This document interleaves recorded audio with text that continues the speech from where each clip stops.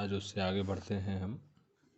जैसे हमारे पास एक सवाल आया कि क्या होगा यदि जो हम कोऑर्डिनेट हम लिखते हैं x, y, ये दोनों मतलब इसमें से यदि एक पॉजिटिव होगा तब वो किस क्वाड्रेंट में होगा और कैसे उसको दिखाएंगे, इसमें करते हैं डिस्कस। तो ऐसे पहले हम देख लें लास्ट क्लास में हमने क्या पढ़ा था। लास्ट क्लास में हम पढ़े थे कि किसी पॉइंट को कैसे दिखलाते हैं किसी क्वाड्रेंट में और वो किस क्वाड्रेंट में है। जैसे कोई बिंदु को हमको पॉइंट दिया गया और वो x, y के फॉर्म में है। यदि उसका x पॉजिटिव है, y पॉजिटिव है तो वो हमारा होगा फर्स्ट क्वाड्रेंट में। यदि उसका x नेगेटिव, y पॉजिटिव तो वो सेकंड क्वाड्रेंट में। किसी का x भी नेगेटिव, y भी नेगेटिव तो वो थर्ड क्वाड्रेंट में। और किसी का x पॉजिटिव और y नेगेटिव तो वो है फोर्थ क्वाड्रेंट में। ठीक है, हमें बताए थे कि जब कभी हम किसी पॉइंट को डिनोट करते हैं तो सबसे पहले हम देते हैं x कोऑर्डिनेट, इसके बाद हम लेते हैं y कोऑर्डिनेट। हमेशा जब कभी दिखाना हो तो पहले x बाद में y। ठीक है, तो क्या होगा यदि हमारा इन दोनों में से एक पॉइंट जीरो हो जाए, है ना। तो हम देखते हैं आप, जैसे हमारे पास कि एक ऐसा सवाल हम बना लिया हमने ऐसा, मान लेते हैं हमको 0,5 दिखाना है तो वो किस क्वाड्रेंट में होगा। ये हमारा मूल बिंदु, ये x, ये x डैश, ये y और ये y डैश। तो आप देखिए कि हमारा x क्या है, 0। तो 0 कहाँ पर है हमारा, ये जो कॉमा होता है, ये जो o होता है ओरिजिन, इसका कोऑर्डिनेट हमेशा 0,0 होता है। तो हमारा x 0 है तो x 0 है, पहले चल गया x। फिर मेरा y क्या है, +5। तो +5 कहाँ मिलेगा, ऊपर में कि नीचे में मिलेगा, ऊपर में। तो हम इधर बढ़ेंगे। मान लेते हैं यहाँ हमारा एक बिंदु A है जो हमारा 5 दिखलाता है। तो यहाँ 0 और यहाँ 5, तो ये बिंदु हमारा हुआ 0,5। तो चूँकि इसका x कोऑर्डिनेट 0 था तो ये बिंदु कहाँ पाया गया हमको, y अक्ष पर। और देखते हैं यदि यही सवाल ऐसा होता 5,0 तो हम देखें कि पहले हमारा x 5 है तो हम x एक्सिस +5 है तो हम इधर जाएंगे 5, जहाँ मेरा 5 होगा हम वहाँ जाके रुक जाएंगे। ये बिंदु हमारा B, जहाँ मेरा x क्या है 5, फिर y क्या है हमारा 0। तो 0 बढ़ने के लिए कहने जाना है, ये 0 के सामने हम ये मिलाएंगे रेखा तो हमको यही मिल जाएगा। तो बिंदु हमारा ये जो B है वो दिखलाएगा 5,0 को। एक बात ध्यान रखेंगे, जब कभी हम कोई पॉइंट दिखाते हैं कोऑर्डिनेट एक्सिस में, कोऑर्डिनेट प्लेन में, तो हमें उसका नाम मेंशन करना बहुत ही ज़रूरी होता है। बिना नाम का कोई पॉइंट नहीं होता है। जब कभी आप किसी पॉइंट नोट करेंगे तो आप वहाँ पर उसका नंबरिंग या नेमिंग ज़रूर करेंगे। ठीक है, एक और पॉइंट लेते हैं हम -5,0। अब देखिए x हमारा क्या है -5, तो हम इधर बढ़ेंगे, इधर मेरा कहीं -5 होगा। मान लेते हैं वो बिंदु हमारा C है, ये हमारा -5। अब दिखलाना है हमको 0, तो 0 भरने के लिए हमको y के लॉन्ग 0 कहाँ, यही नहीं मिलेगा। तो इसी से मिलाएंगे बिंदु यहाँ पर, तो हमको यही बिंदु मिल जाएगा जो होगा -5,0। इसी प्रकार यदि हमको ऐसा दिखलाया जाए 0,-5, तो हम फिर से वही चीज़ x 0 तो हम यहीं रुक जाएंगे, y -5 तो 5 कहाँ मिलेगा, नीचे में हमको। यह बिंदु D है जो दिखलाएगा हमको 0,-5 को। ठीक है, इस प्रकार या ऐसा कहेंगे हम, आप इसको याद रखिए। यदि किसी बिंदु का x कोऑर्डिनेट 0 हो तो वह कहाँ मिलेगा। देखो x कोऑर्डिनेट 0 था तो वो कहाँ पाया गया, वह y अक्ष पर है। कौन, बिंदु। यदि किसी बिंदु का x कोऑर्डिनेट 0 हो तो वो कहाँ मिलेगा, y अक्ष पर। और किसी बिंदु का y कोऑर्डिनेट 0 हो तो वो कहाँ पाया जाएगा, x अक्ष पर। एकदम ध्यान रखना इस चीज़ को, एकदम कंठस्थ इस रहना चाहिए कि बिंदु का x कोऑर्डिनेट 0 तो बिंदु मिलेगा y पर, बिंदु का y कोऑर्डिनेट 0 तो वो कहाँ मिलेगा, x पर। इस तरह का सवाल वो एग्जाम में पूछा जाता है। ठीक है, अब जैसे कभी तुमको सवाल मिल गया कि एक आयत है, या मान लो एक त्रिभुज है जिसका बिंदु दिया हुआ त्रिभुज ABC का बिंदु A दिया हुआ है हमको -2, 0। मान लेते हैं B दिया हुआ है 2, 0 और C दिया हुआ है 2, 1 और कहेगा तुमको इसको दिखलाने के लिए कोऑर्डिनेट प्लेन में। तो कुछ नहीं करना है, पहले हम कोऑर्डिनेट ड्रॉ कर लेंगे इस तरह का। मूल बिंदु x, x dash, y, y dash दे देंगे। फिर हमारा क्या है बाबा -2, 0। तो ये कहाँ मिलेगा हमको, ये मिलेगा इस साइड। चूँकि इसका x नेगेटिव है तो x नेगेटिव इधर ही मिलता है हमको। और देखो y कोऑर्डिनेट 0, तो बिंदु का x y कोऑर्डिनेट 0 बिंदु मिलेगा x अक्ष पर। तो यह बिंदु जो होगा x अक्ष पर पाया जाएगा, वो भी इस साइड पाया जाएगा, दाहिने बायां साइड, आई थिंक, हाँ बायां साइड इधर कहीं होगा। फिर b है 2, 0। देखो इसका y कोऑर्डिनेट 0 है लेकिन इसका x पॉजिटिव है, तो ये हमको इधर मिलेगा, ठीक है। और देखो c है 2, 1, तो ये दोनों पॉजिटिव है, तो ये मिलेगा फर्स्ट क्वाड्रेंट में। तो फर्स्ट क्वाड्रेंट में इधर ही किधर पाया जाएगा, तीनों को दिखा के उसको मिला देंगे तो मेरा क्या बन जाएगा, त्रिभुज ABC। इसी प्रकार चतुर्भुज बनाने के लिए कहेगा वही बना लेंगे, कुछ भी कहेगा हम उसको ड्राइव कर लेंगे, ठीक है। हाँ, इस प्रकार आप बना सकते हैं, सवालों को आप सॉल्व कर सकते हैं, आप प्रयास करेंगे आपसे बनेगा। फिर देखो इसके बाद इसमें अब आता है हमारा जो ज़रूरी चीज़ है। ये सब तो रिवीजन था हमारा, 9th क्लास में ऐसा पढ़ चुके हैं हम। 9th क्लास की इंट्रोडक्शन क्लास में इसे बताया जाता है बिंदुओं को कैसे प्लॉट किया जाए। चलिए ये चीज़ भी ध्यान रखेंगे आप कि बिंदुओं को ग्राफ पर दिखाना उसको प्लॉटिंग बोलते हैं, प्लॉटिंग ऑफ पॉइंट। अब हम आते हैं 10th का सिलेबस जो हमको पढ़ना है।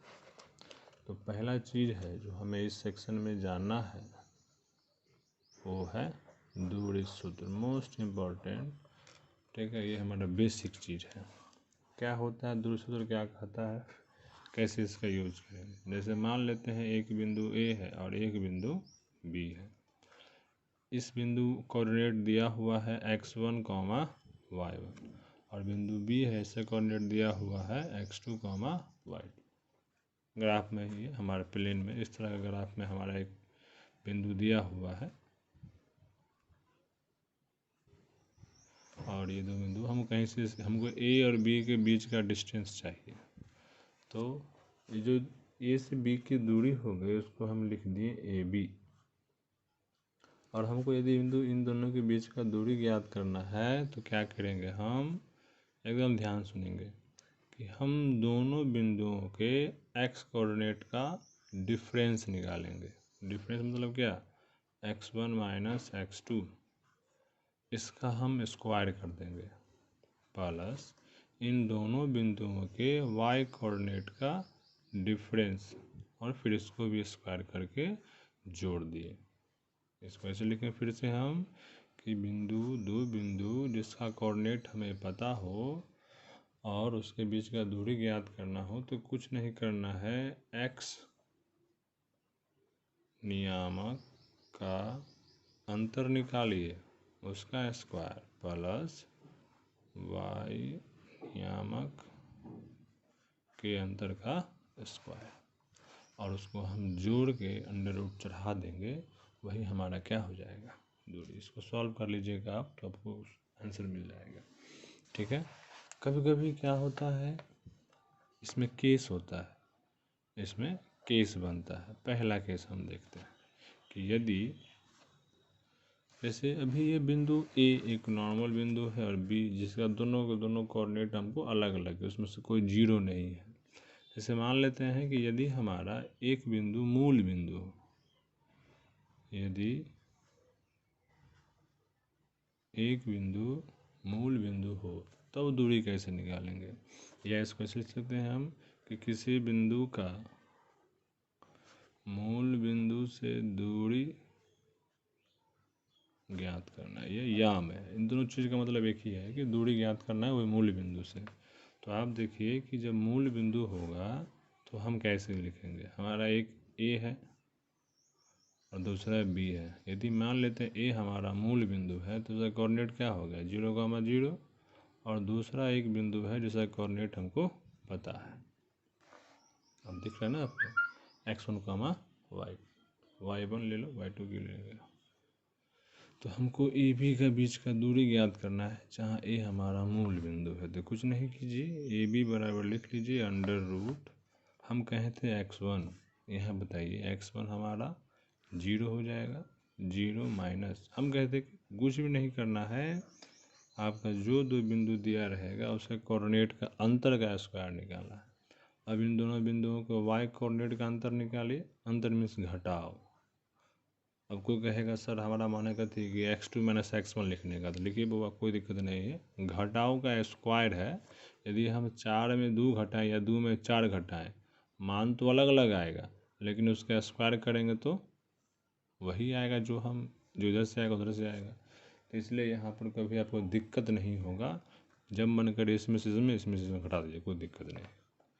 इसको सॉल्व कीजिएगा तो ये आ जाएगा x1 का स्क्वायर, ये आ जाएगा y1 का स्क्वायर। ठीक है, तो ये हमारा क्या हो जाएगा फॉर्मूला, कि यदि मूल बिंदु से निकालना है दूरी हमको, तो हम क्या करेंगे और लगाएंगे फार्मूला x1 का स्क्वायर प्लस y1 का स्क्वायर।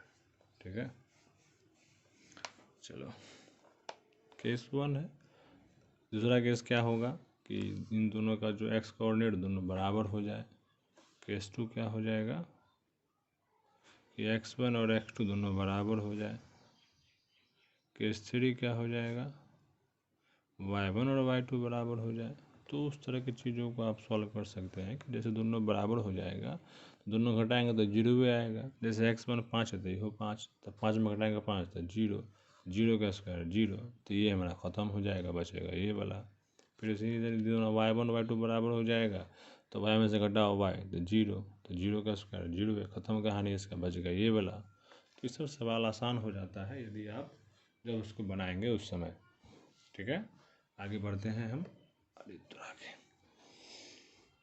जैसे एक सवाल लेते हैं हम, आप समझ लीजिएगा उसको, कि यदि एक बिंदु दिया हुआ है हमको a 2,4 और दूसरा दिया हुआ है -5,6 और इन दोनों के बीच का दूरी निकालना है, तो कैसे निकालेंगे? सॉरी,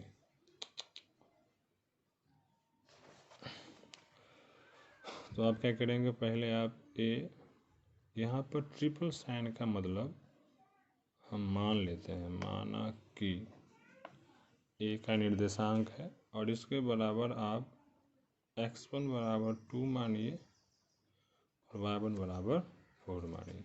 फिर ये सिंबल है जो बतलाता है कि b का कोऑर्डिनेट -5, है और इस प्रकार x2 का मान y5 और y2 का मान 6। अब लिखेंगे हम